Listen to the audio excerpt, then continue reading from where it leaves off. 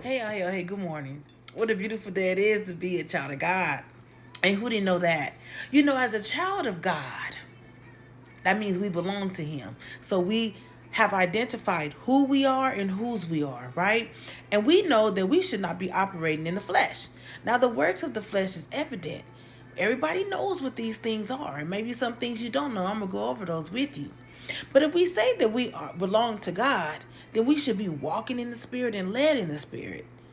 We should be crucifying the flesh daily and all the desires and passions of it. Hey, y'all, we're in Galatians chapter 5, going to verse 16. I say then, walk in the Spirit, and you shall not fulfill the lust of the flesh. For the flesh lusts against the Spirit, and the Spirit against the flesh. And those are contrary to one another, so that you do not do the things that you wish. But if you are led by the Spirit, you are not under the law. Now the works of the flesh are evident, which are adultery, fornication, uncleanliness, lewdness, idolatry, sorcery, hatred, contentions, jealousies, outbursts of wrath, self-ambitions, dissensions, heresies, envy, murderers, drunkenness, revelries, and the like, of which I told you beforehand, just as I told you in time past, that those who practice such things will not inherit the kingdom of God.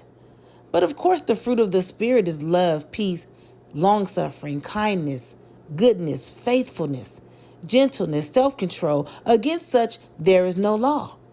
And those who are Christ have crucified the flesh with its passions and desires. If we live in the Spirit, let us also walk in the Spirit. Galatians chapter 6, verse 8. For he who sows to his flesh will of the flesh reap corruption, but he who sows to the Spirit will of the Spirit reap everlasting life. See, one thing about it and two things for sure. If you sow to the flesh, you're going to reap corruption. If you sow to the Spirit, you're going to reap everlasting life. The Bible says those who are Christ, they crucify the fleshly desires and passions. So our flesh desires to do those things. Our flesh desires to fornicate. Our flesh desires to commit adultery. Our flesh desires to be jealous. Our flesh desires envy. Our flesh desires those things that are evident. Those works of the flesh are evident. That means it's obvious. But those who operate and walk in the Spirit and live in the Spirit, they have love, gentleness, kindness, patience, right?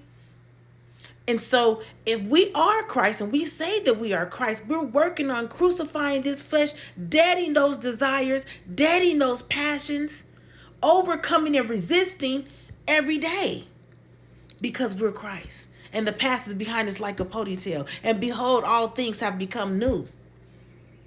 So just because grace is abound does not mean that we continue in sin. Certainly not.